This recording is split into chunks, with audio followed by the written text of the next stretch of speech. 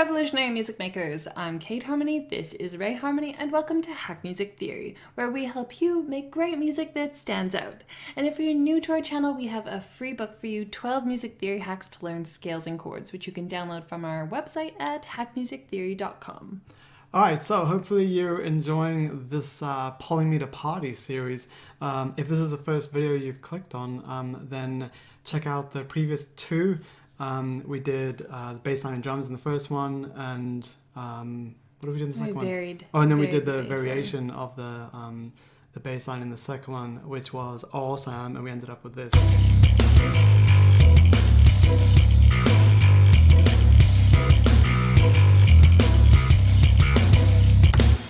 Okay, so if you don't know how we did that, then definitely go and watch the other two videos.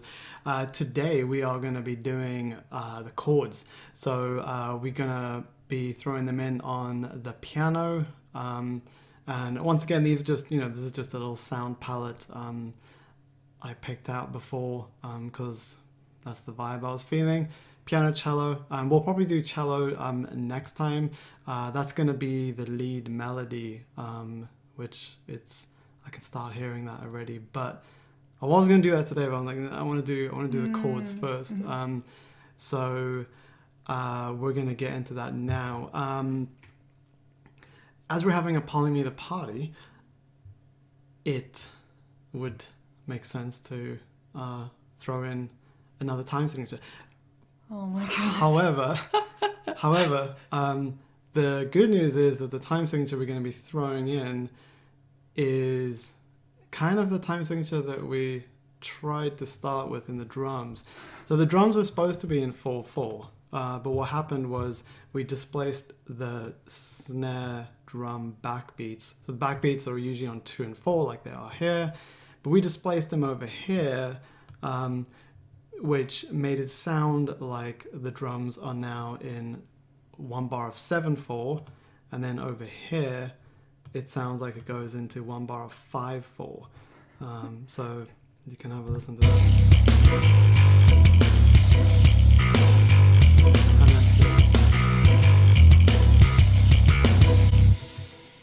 So by displacing the snare drum, by displacing that backbeat, we kind of took it out of 4/4 because we really wanted the the 4/4 to be on the snare, and obviously with that chord note pulse driving it. So I love that 7/4 and 5/4, but we do not really have any 4/4 in it anymore because the bass is in 7/8 and the little pizzicato strings are in 5/16. So I'm going to pull the bass over to the piano track because that's going to be our starting point. I don't necessarily hear the strings playing at the same time because once we kind of got our layers, we'll arrange it into a little verse or something. We're just going to do one section. On that note, we're doing this series in the style of our online apprenticeship course to kind of give you a taste of that. So if you are enjoying our Polymeter Party, then you will love our online apprenticeship course. It's all like this, and I write a whole song from start to finish, from a blank screen to the finished song, and I teach every single step along the way. So every little bit of theory I use, every bit of theory you need to write a song from start to finish. So how do you write a new section for an existing section? And then how do you transition between them? And then how do you write a new section for 2 existing sections? And how do you transition between them all? Once you got all your sections, how do you structure and arrange your song? So all these things are covered in this course. So if you're enjoying this so far, then you'll love it. We don't ever teach any of those things on YouTube for 2 reasons. Because firstly, it'll take too long to put in one YouTube video, and secondly, it's our secret sauce that we sell to pay the rent every month. If we don't sell something, then we don't have a place to Or food to eat. Food to eat or a place to sleep Anyway. and make music. So so help us pay the rent and help yourself make great music from start to finish. So we will get you through all those things that are holding you back. Yeah. Okay, so this is going to be the starting point for our chords. I'm gonna throw it up. Maybe. No, okay. Undo. So what I'm thinking with this piano, I'm just gonna mute that. So that's just our bass line up on the piano track now. So what I'm hearing with this piano part is something very very rhythmically simple, so we can try and get that 4/4 back in here because it got pushed out. And what's going to be interesting is because the drums are so dominant, like that backbeat is really telling you like this is in 7/4 and 5/4. So what's really interesting is that we're going to put 4/4 in now, and it's going to sound, the 4/4, the piano part's going to sound pretty odd. So I think I'm imagining that a 4/4 piano part is going to sound odd.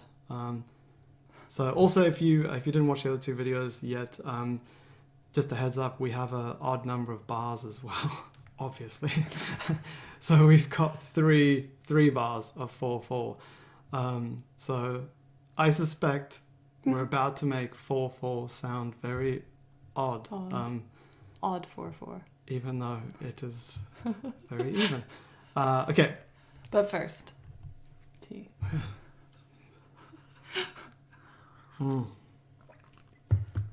Oh, green tea. What are you having? Green tea as well? Yeah. Double greens today. Okay, so everything's always better after tea. Remember that. Okay. What I'm hearing is definitely something simple-ish. Ish is my disclaimer, because I usually say that and then it never turns out simple. Ish. If you start thinking about it from a simple place, then maybe it won't be as complicated as it could be. Okay. Probably not. Okay, we are in C double harmonic major. So the notes are C, D flat, E, F, G, A flat, and B. And I explained that scale in the first video, so check it out there. I'm gonna do one. So it's gonna be really important to have a rhythm that's just one bar of 4/4 that is then repeated. We don't need to necessarily repeat the same, like the exact thing, right? And remember that, like, that's a really cool hack. Like whenever you loop something, people always just loop it and then that's that, right? But you don't have to loop it exactly as it is. You can loop whatever your bass line, your chord progression, and you can change the pitches of the notes. So you've looped the exact rhythm then, but the pitches change. Or you can do the opposite. You can loop it and keep the pitches the same, but then change the rhythm of it. Or you could do a combination of the two. So don't get into the habit of looping things and then just leaving them as they are. So for example, here with the bass line, right? It's already complicated, which is why I didn't want to really change it when we were writing the bass line. But so we looped that was the 7/8, and then we looped it there. So we could have kept the same rhythm and changed the notes.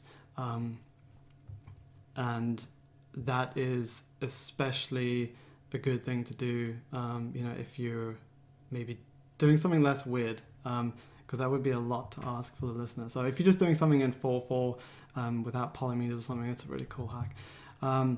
I'm hearing, I'm just going to throw in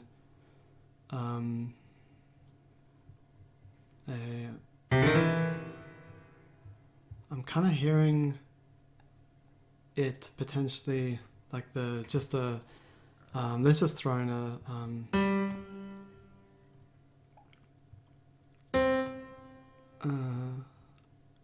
kind of hearing the C at the top, so it's got a first inversion chord here, so C, E, G, and because the cool thing about the scale is that you have a major triad as your root chord, which is quite something in a scale that's so dissonant. I'd like to create, in the piano part, I'd like to create a balance of the dissonant bass with a less dissonant, not necessarily consonant, but just something a little more easier uplifting. To listen to. I wonder if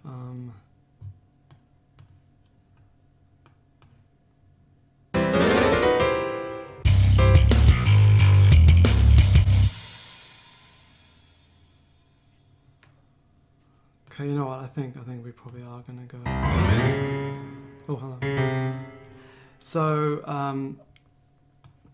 when you are when you're writing your layers, you want to think about the range of everything. So it's where it was there was a little low because we're actually going to be putting the lead melody on cello. So it's not going to be super low in the range of the cello, but it is going to be somewhat low. It's not a treble lead instrument, so it's not going to be the lead melodies not going to be above the chords. So we're actually going to be having, you know, the chords on top. The lead melody will be in the middle, and then we'll have bass and drums. And yes, that is a little bit unusual, but this is a Polymeter Party, so what do you expect? Okay, something like that. And I'm kind of hearing almost like the, you know, like the... Like a skank? The reggae skank, but... because I want something that's going to just deliver that 4/4, but it's going to be... I really don't want something that's going to be plonking along like on the pulse, right? That we got the hi-hats there to hold down the pulse. We don't need anything else doing that. So yeah, I think it's going to be really cool. And also, I think this can kind of take over from because we'll probably start with we definitely Ihsahn with pizzicato strings. And then that'll probably stop. I don't hear that playing over this necessarily. Maybe, I don't know. Probably not. So I'm thinking like having something that slightly resembles that, right? So something that like these ones here, right?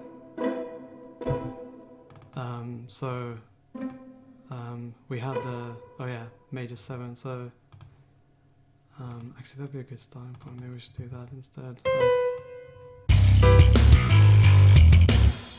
Yeah, okay. And the bass line is moving a lot, and it's centered around that root note, the C, and so I feel like we're gonna bring, we're not gonna have a conventional chord progression where the chords just kind of stay for a while and then change and then stay on that for a while. That would be far too boring for this. So, but they will change. But in a different way. I'm just gonna... So whenever you're writing things, just a good... Wait, what am I doing? We only need 1 bar, so let's just do that. Yeah, okay. A a good method is to think out loud. So think in your DAW, as you hear a rhythm, put it in, because when you're writing things from the blank screen, there's so many psychological issues. So even the way we do, we copy, just copy up the bass track into the piano track. It means that when you open what is essentially a blank track, we haven't put anything in here, but there's already something in there. So it helps you to reference what you've already done, and it, psychologically there's already something there. So but yeah, as you're writing stuff, just get it in as like a placeholder, and it'll get you on the way much quicker. So yeah, that's wicked. So you can hear this one here. This is the 7/8, right? Because 7/8, you got 7/8 notes, and then on the eighth note is the new bar. So this one here is actually, it sounds like the one of the 7/8, which is locking in with the bass, but it's not, and you won't know that until it loops again over here. Yeah, that's awesome. Okay, so now I think I want to do something. I want to kind of keep that major third going, maybe not necessarily all the way, but I do want to keep that going, but play on the, because I want a little bit of dissonance. So I feel like maybe we can, whenever harmonically, if you have two notes on top of each other that are right next door, so semitone apart, that's gonna create some tension. Okay.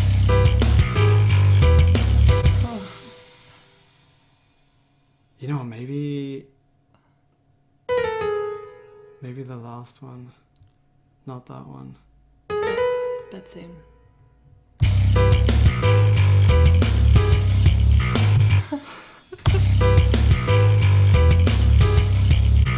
I do like That's that. I'm actually wondering if yeah. Is it too much? The other thing we could do is take it down to the 4.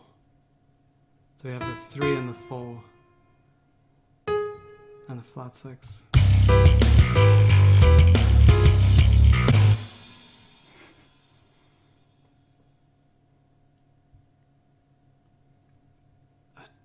I like, because just a little bit of tension there, and then it's going to go back to the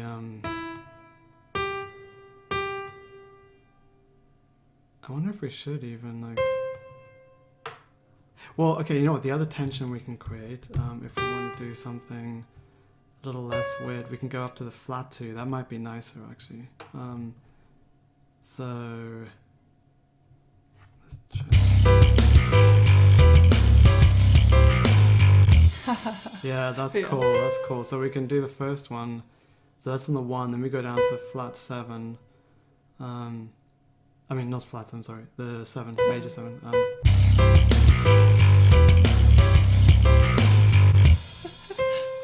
don't know. I kind of like it starting on the. Oh, I wonder if we go up like that. So we do 2 normally, and then we go up.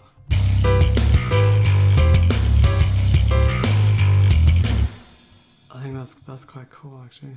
Okay, that's a good starting point. What I want to do now is, and the other thing is we actually don't need to. We can just play the first one on the 7, and then, because it does sound quite cool going down to that 1 there. So in other words, what we'll do is we'll just copy these 3 here.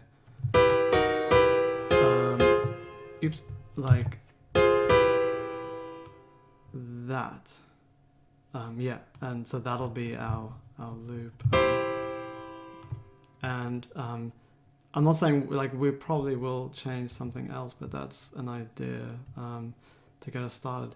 So now here's what I'm thinking, because I want to bring the left hand in. I want to create some kind of syncopation between the two, but also it's like if we just stack the 4/4 on top like it is now, we're just kind of plonking it on top. It's going to sound like a completely separate layer, which can be good, but in terms of like this Polymeter Party, it's going to sound much more integrated if we can lock it into something. So here's what I was thinking. What would be really cool is to bring in the left hand a little bit with the bass. So it's going to be the bass guitar and the bass in the bass voice and the piano. So the left hand, in other words. If you don't usually write piano parts or whatever, it's one of the so keyboard instruments. It's obviously one of the few instruments we can have two hands going. So we'll have left hand down there, and then the right hand playing the chords up top. So what I'm thinking would be really cool is if we use the bass as a way to accentuate the first beat of every 4/4 bar, right? So check this out. Like so maybe and also I kind of hear it as like a very lively piano part. So I don't think we're gonna hold notes. So for example, like, you know, as the chord comes in here, we're gonna lift up the left hand. So right, like so I'm just gonna go through and unmute the beginning of every bar to see where that gets us. And it's really important that we start on the one, because nothing else is going to help us feel the 4/4. So it's just down to the left hand in this piano part.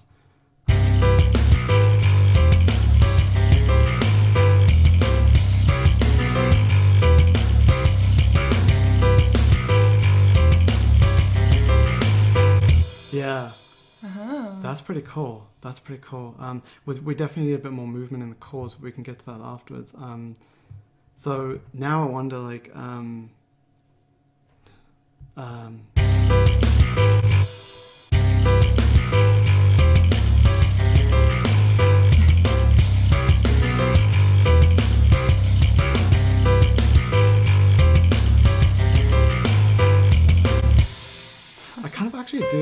I do think it should be two 7s and then the root and then that flat 2.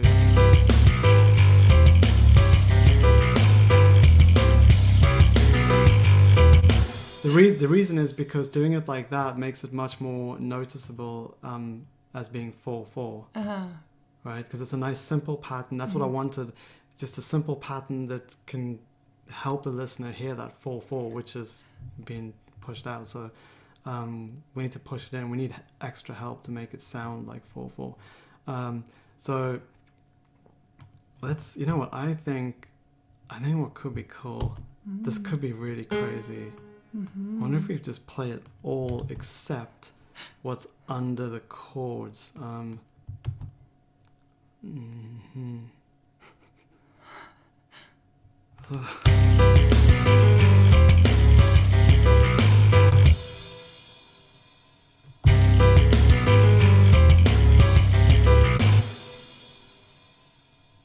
I'm liking that, but I actually feel like I'm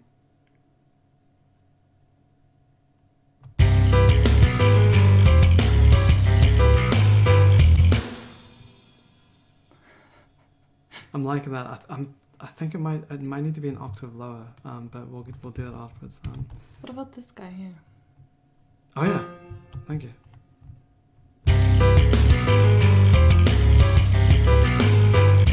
That's wicked. Yeah, thank you. That one made a huge difference actually. Okay, and then those two, and then let's move that one there. Oh, this is gonna be cool.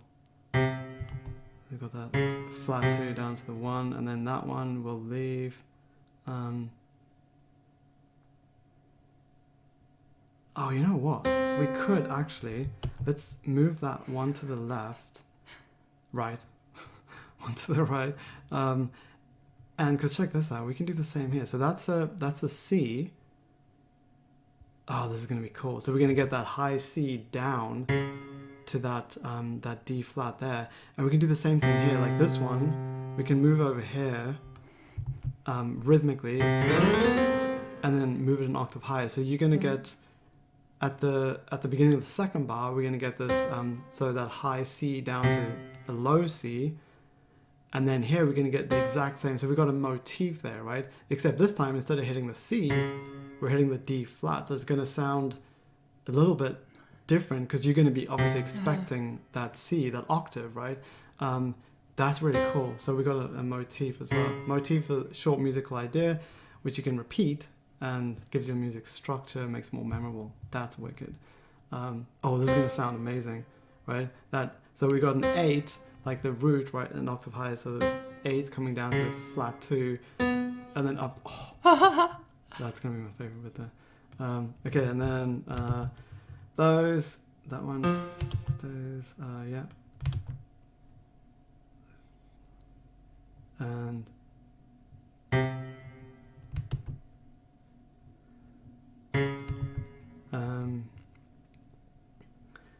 we could potentially do that one more time over here. It'll be a little bit displaced because obviously it's usually on the 4 so 4E and over there, and then so you're kind of expecting it there. Should we do that? Maybe not. No. Maybe we should do it here instead. Yeah. So let's unmute that. There's also going to be the first time you have a 7 there, because this one that's the root, and then this guy is going to be the 7. So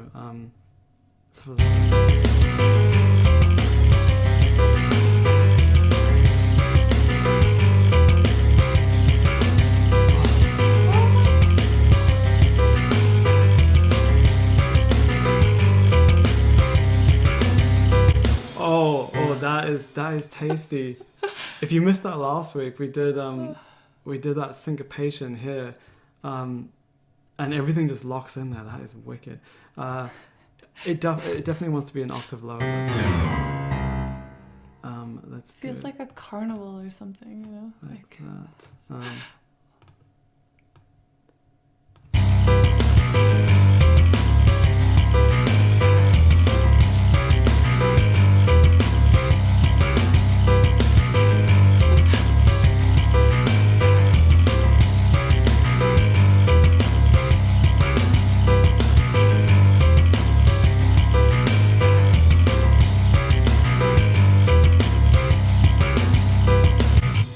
So cool. It sounds so like wicked. Like you now feel that 4/4. You can really groove to it.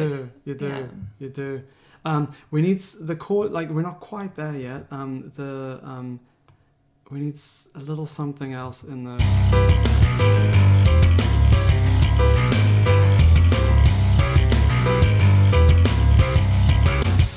Yeah. So we're basically the harmony is not really changing anywhere, so because it's all centered around the root chord, which is cool, but I feel like it's gonna it just needs a little bit, it just needs to move away from that a little bit somewhere. I'm actually wondering if we just do it in the end here, like that could be kind of cool. Like moving to, so we just want to shift the harmony to another chord and then bring it back. So the obvious chord would be the 5, which I think that would be cool. I'm wondering if we do something a little more interesting though, like because what would be really cool is if we go to the 4 instead of the 5. So the 4 chord, we've got F, and then the cool thing is that by hearing all the kind of C majorness, right, in the right hand here, you're going to be expecting the 4 chord obviously to be a major, as it is in C major, and then, except it's going to be a minor. So I think that A flat, because you remember in the beginning I wanted to get that A flat in somewhere. I was just hearing that little bit of because you're not going to be expecting that in this very C major sounding thing. So I wonder if we can do that. Like so maybe here, if we go to the C instead, and then let's do that. I think that could work. So we got F, A flat, C.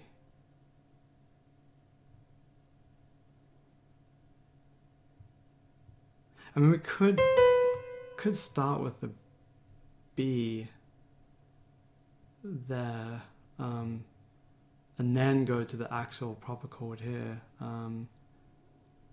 just so you're not. Oh, I don't know, but it could be nice to have like. Let's have a listen from here.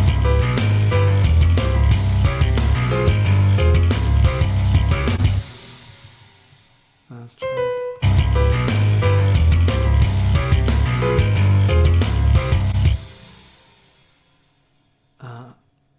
I'm liking where it's going. It's not quite there yet. So we just want to kind of smooth this out a little bit. So you know what, we got 2 chords here to play with. So maybe we should actually leave the E here. And I think we will go to the C. We'll have like maybe 3 C's there. Also kind of signaling that like things are different in this bar. And maybe we could even maybe go to, do we want to change that? We could go maybe even up to the 3. No, I think it's going to be too much. So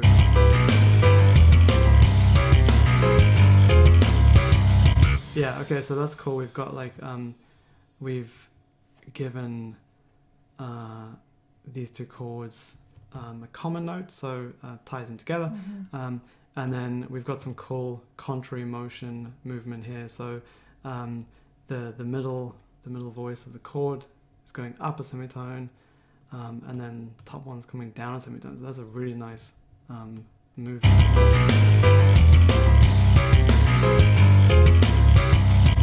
Okay, that's cool. And then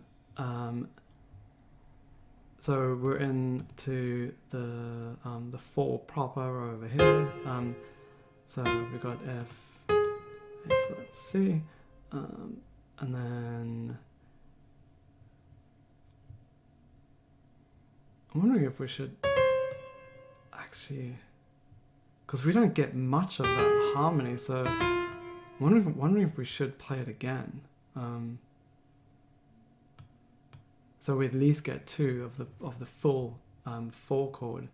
So because you just get a little bit of that 4 minor harmony, which is so cool and so unexpected, but it's not really enough. So maybe this would be enough.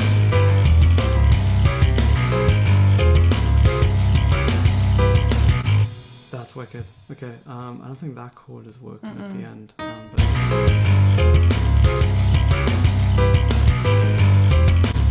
Yeah. I'm actually wondering if we should do all C's here. It will also make these 2 little flat 2s up top. It'll make those a bit more special. And what's going to sound really nice is the C falling to the B over there. I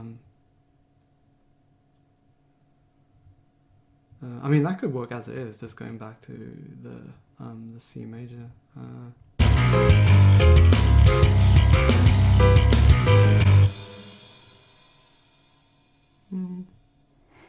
It's okay. You know what we could do is get in a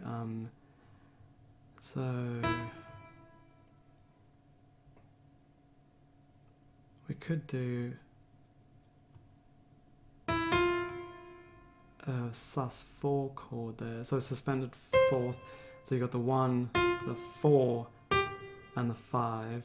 And then if we do that, we got the 4 falling to the 3, then the only thing is we don't want the 1 falling to the 7 as well, because then those two voices are copying each other.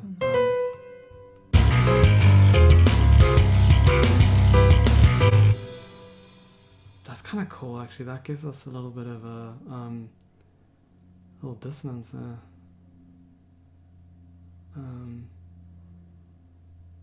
Now I'm wondering if we should almost bring this one down. Oh, that's cool. That's cool.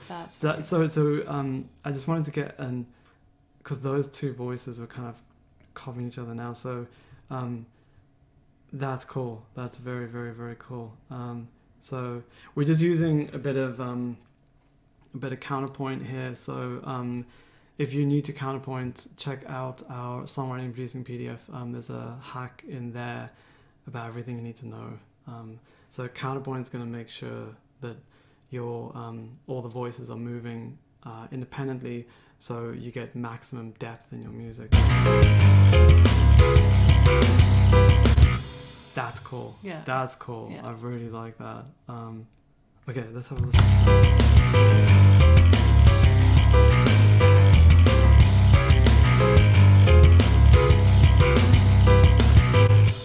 That's really cool. The tension there is so nice, actually, that I'm kind of missing it elsewhere. So I feel like we just need a little bit of tension somewhere else. Where can we do?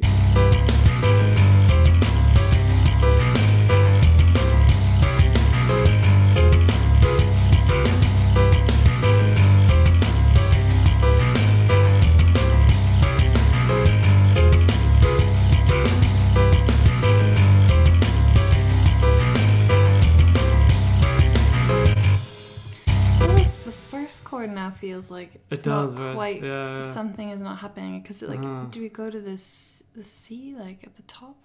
Because currently it's E, G, B, so do we have, is that a C? Well, we need to keep the B, otherwise we're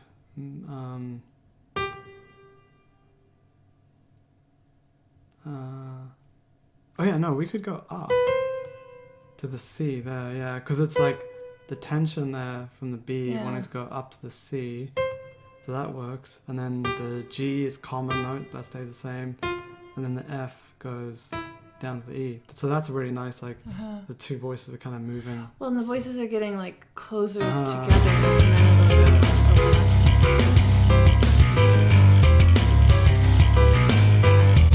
I like that, I like that. So now I wonder if, for the pattern, if we should put that up again.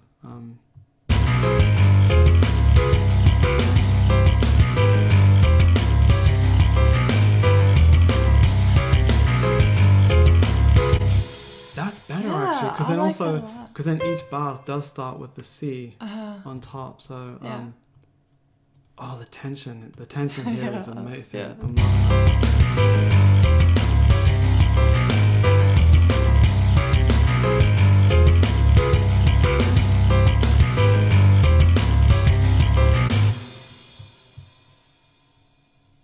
I feel like we're almost there. I'm wondering if okay, you know what? This is pretty crazy, but I feel like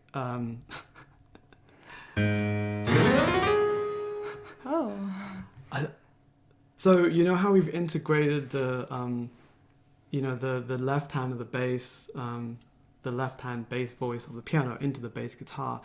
So now I'm wondering if we throw a few of those elements up into the right hand, now we're linking like the very top layer to the very bottom layer.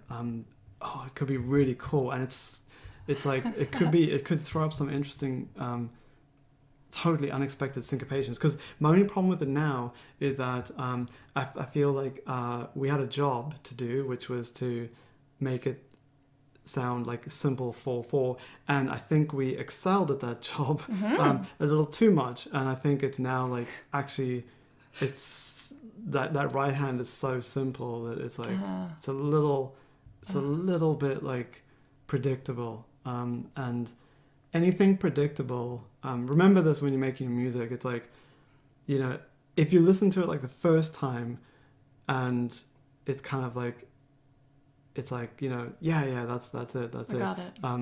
Then it's gonna get boring after a few listens. So, you know, when you listen to something, and there's science to back this up, when you listen to something that is unusual and unexpected, the longevity of that music is absolutely massively longer than anything that is kind of immediately understandable on the first listen, you know. So and even for you, as you know, as the songwriter and the producer, you know, when you sit down and make something and listen back to it, you know, is everything exactly where it sounds like it should be? You know, it's like, well, then it's probably going to get boring, even for you, you know, but also the listeners. You want to surprise the listeners, but you want to surprise yourself as well, because you don't want to be listening to your music, you know, a few weeks or months later thinking, oh, that's kind of boring. So because we make music, you know, the reason we write songs, the reason we make music is because what we want to hear doesn't exist. So we make it, and then it exists, and then we listen to it and we love it, and it's, you know, that's why we do it. So don't make music that you're going to think is boring next month. That doesn't sound like fun.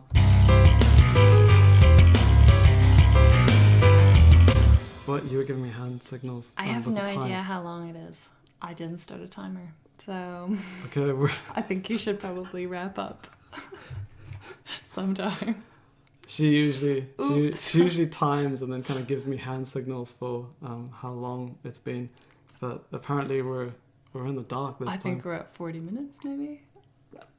Oh, seriously? Yeah, I think it's crazy. Probably time. Yeah.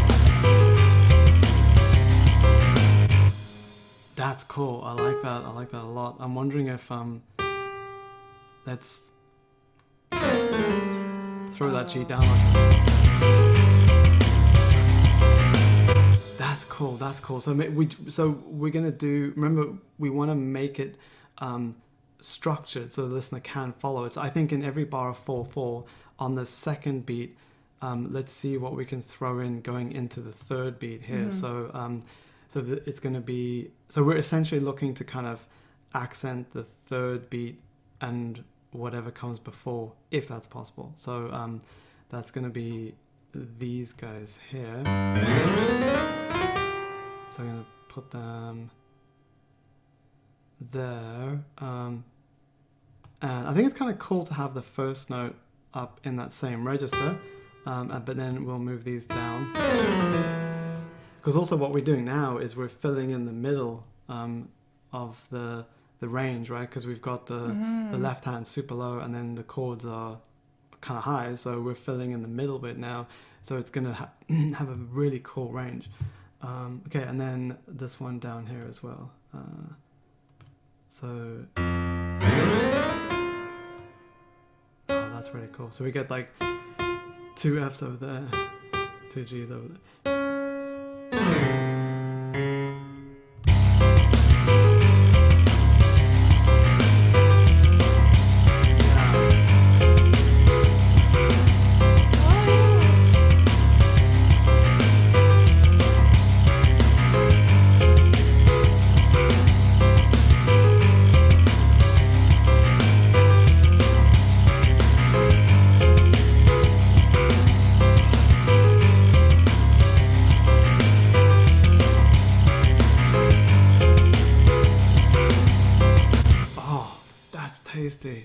That is really tasty.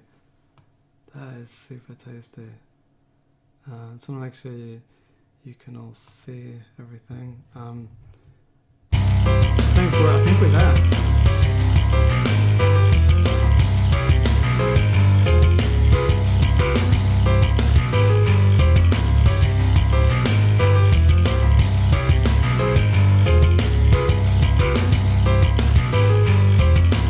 What about starting the first note up an octave? No, we wouldn't. We need to low have that anchor bass. in. But you know what? I was thinking the same thing. Like we throw a few others up. I was thinking the flat two, because it's gonna kind of bring it. Because it's like way up there and then way down. So that's gonna smooth out the kind of the wave. You of, can see. Yeah. Okay, so you know what? I think we're gonna get a little creative here.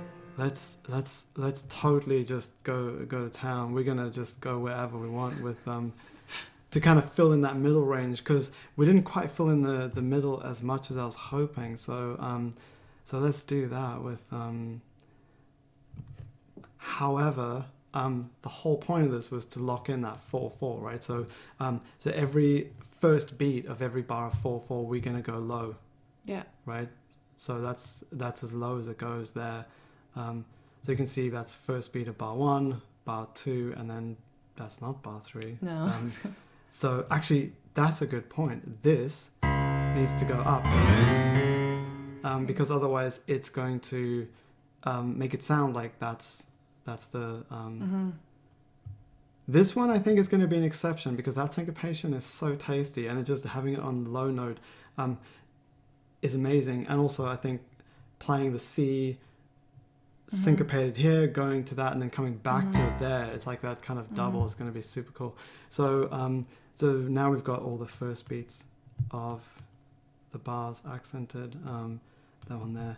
I'm going to leave the B up there because I really like how that melody's kind of coming down there. So we're going to, so you get one low note there, and then that, I think that's it. I think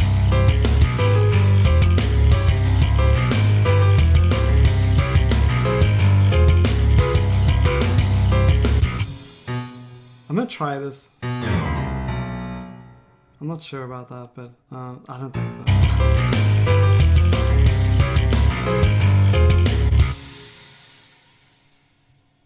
Oh, I don't know. What do you think?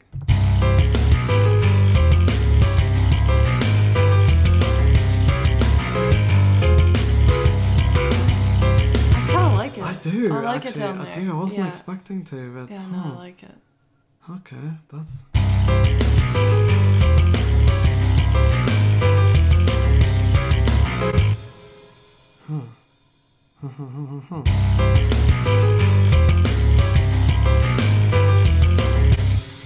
Okay, I'm just gonna try one last little thing.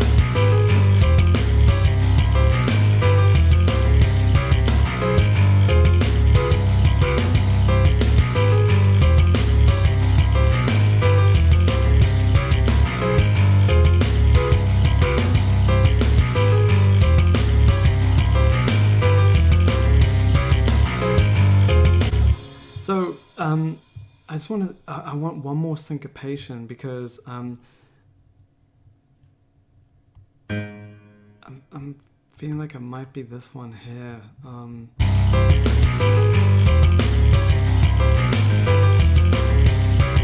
That's it.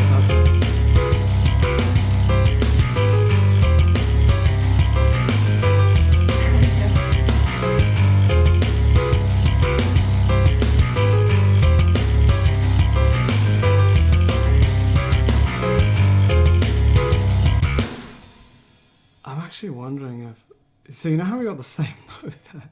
I think this is getting silly, but I'm gonna try it because I like silly things. I'm wondering if we should actually displace that chord.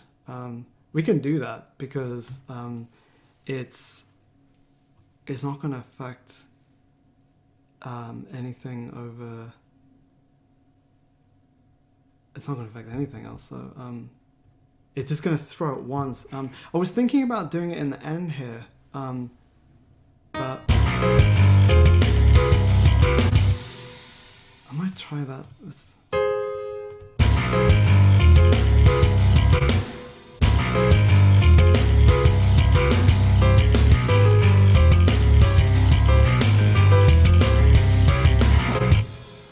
I like it there. Yeah. I don't like it here. No. Yeah. Okay, that's it. Okay. I think we're done. Yeah. I think that is done. It. That is. That was so good. That's tasty. All right. If you enjoyed this video, just a fraction of the amount we enjoyed it, then you will love the online apprenticeship. It is super fun. And what was I going to say? There's one other thing I can't remember. Anyway, enjoy the final playthrough. That wasn't it, but yeah. When you don't have anything else to say, just drink let us tea. know how you liked it. Let us know what hacks you got out of this that you're going to use. Anything else? I don't know. Just say hello. What we've really noticed, by the way, is that the people watching this Polymeter series are like the hardcore crew, right? So hardcore. You guys are hardcore. Because these videos are longer, right? So it's all the kind of the people that just want like the quick hacks. Oh, yeah. It's they're not watching these. They've disappeared. They've disappeared. And it's you guys left, the so hardcore. They want to learn. Yeah. How to make better music, and you're the hardcore crew. Big up respect. We are not only super grateful to, but we are really inspired by your commitment.